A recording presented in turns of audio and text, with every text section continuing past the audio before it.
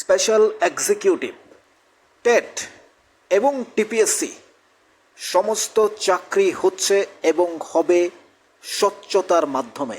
রাজ্যের মাননীয় ক্যাবিনেট মন্ত্রী সুশান্ত চৌধুরীর এক্সক্লুসিভ বক্তব্য দেখুন, তিনি কি বললেন।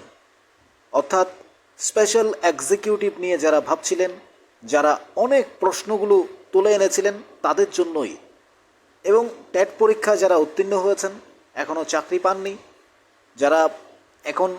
যারা টেট পরীক্ষায় উত্তীর্ণ হয়ে আছেন কিছুদিন পর অফার পাবেন, তাদের মধ্যেও একটা সন্দিহান দেখা দিয়েছে। কতজনকে নেওয়া হবে, কতজনকে নিয়োগ করা হবে, এই নিয়ে তারা প্রশ্ন তুলছেন।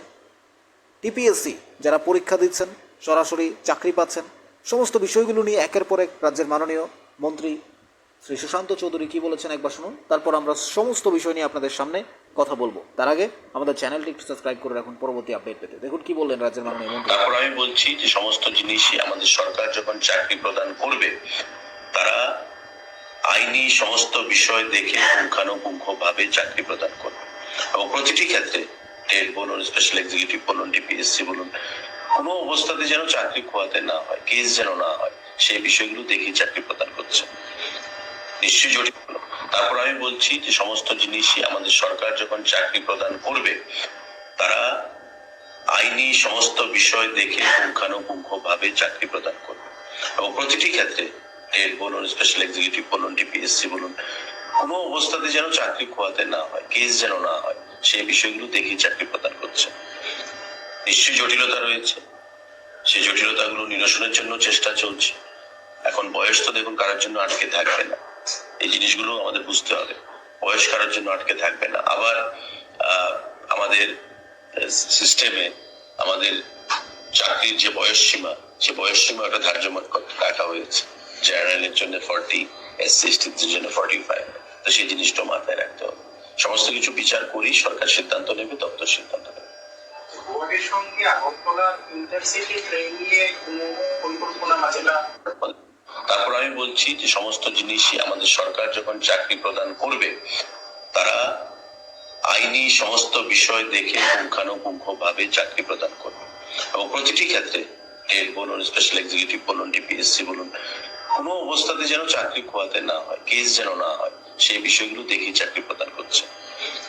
নিশ্চয়ই জটিলতা রয়েছে, সেই জটিলতাগুলো নিরসনের জন্য চেষ্টা চলছে। এখন বয়স তো দেখুন কারোর জন্য আটকে থাকবে না, এই জিনিসগুলো আমাদের বুঝতে হবে। বয়স কারোর জন্য আটকে থাকবে না। আবার আমাদের সিস্টেমে আমাদের চাকরির যে বয়স সীমা, সে বয়স সীমা একটা ধার্য রাখা হয়েছে। জেনারেলের জন্য 40, এসসি এসটিদের জন্য 45। তো সেই জিনিসটা মাথায় রাখতে হবে।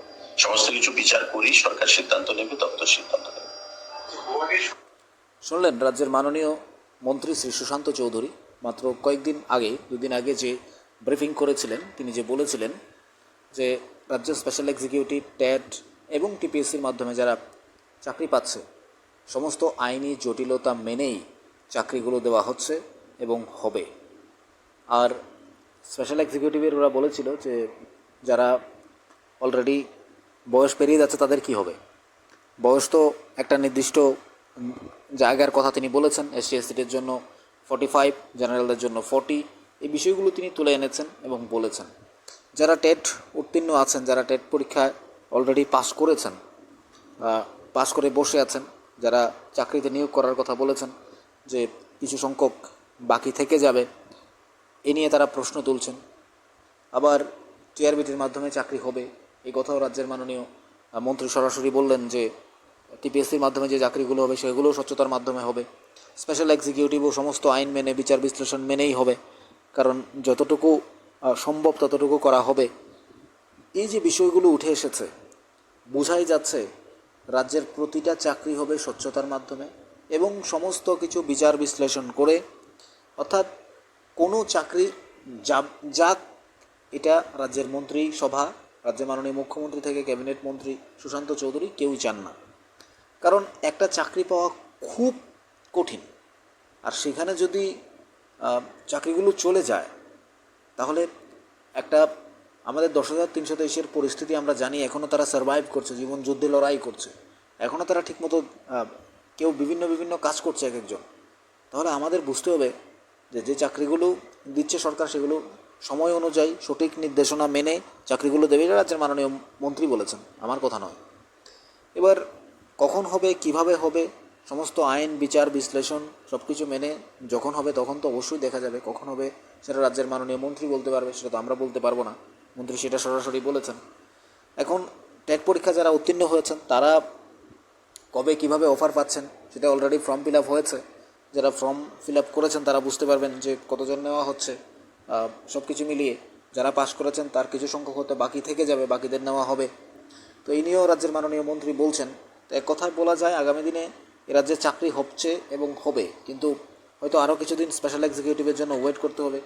একের পর এক নতুন চাকরির সিদ্ধান্ত নেওয়া হচ্ছে, শূন্যপদ পূরণের একের পর এক ক্যাবিনেট মিটিংয়ে আলোচনা হচ্ছে। তারপর রাজ্যের মাননীয় মন্ত্রী সুশান্ত চৌধুরী এসে বলছেন যে এগুলো ব্রিফিং করে জানিয়ে দিচ্ছেন যে কোথায় কত শূন্যপদ নেওয়া হবে। তো এই জায়গায় দাঁড়িয়ে কোর্টে যাচ্ছে মানুষ, কিন্তু কোর্টে গিয়েও কোনো লাভ হচ্ছে না। কারণ হচ্ছে চাকরি হচ্ছে খুব সুন্দরভাবে সমস্ত প্রসেসিং মেনে আইনি জটিলতা সব কিছু বিচার বিশ্লেষণ করে চাকরি হচ্ছে। একের পর এক কোর্টে কেস হচ্ছে, কিন্তু কেস হলেও সরকারের দুর্নীতি কিংবা কোনো কিছু খুঁজে পাচ্ছে না। তাই স্পেশাল এক্সিকিউটিভে যারা ভাবছিলেন যে এই চাকরিগুলো দুর্নীতির মাধ্যমে হবে, এই চাকরিগুলো অবৈধভাবে হবে, এই চাকরিগুলো সমস্ত পার্টির লোকেদের দেওয়া হবে, সম্পূর্ণ কিছু ভুলে যান। স্পেশাল এক্সিকিউটিভ যারা পরীক্ষা দিয়েছেন আপনাদের ভাইভা টেস্ট নেওয়া হয়েছে, ফিজিক্যাল টেস্ট নেওয়া হয়েছে। তো এতটুকু আপনারাও মাথায় ঢুকিয়ে রাখুন যে চাকরি হবে স্বচ্ছতার মাধ্যমে। যারা ভাবছেন যে না এই চাকরিগুলো হবে না, এই চাকরিগুলো এইভাবে হবে ওইভাবে হবে, এসব ভুলে যেতে হবে আপনাদের। কারণ এই যুগ চলে গেছে যে চাকরি পাওয়ার সিস্টেম যে আগের মতো থাকবে, এটা ভুলে যান। এটা ভুলে যাওয়াটাই ভালো। কারণ চাকরি হবে এখন সম্পূর্ণ স্বচ্ছতা, চাকরি হবে এখন সম্পূর্ণ নিরপেক্ষতা, চাকরির বজায় থাকবে একেবারে আপনার জন্য সঠিক সময় অনুযায়ী আপনি চাকরি পাবেন। কিন্তু চাকরিগুলো হবে সম্পূর্ণ একেবারে কোনো রাজনীতির যোগ থাকবে না তার সাথে, সম্পূর্ণ পরিবর্তন হয়ে এখন চাকরি পাবে সবাই আপনার যোগ্যতা অনুযায়ী, আপনার মেধা অনুযায়ী সেটাই দেওয়া হবে। কারণ সরাসরি বলে দিয়েছেন রাজ্যের মাননীয় মন্ত্রী যে স্পেশাল এক্সিকিউটিভ থেকে টেট টিপিএসসি সব চাকরি আইনি জটিলতা মেনেই চাকরি হবে। কারণ একজনকে যদি এখন চাকরি দিয়ে দেয়, যে কোনোভাবে দুর্নীতির মধ্যে চাকরি দিয়ে দেয়, তাহলে বাকিরা সবাই দুর্নীতির মধ্যেই পড়বে। এটা 10,323 আমাদের রাজ্যের জন্য সবচেয়ে বড় উদাহরণ হয়ে আছে।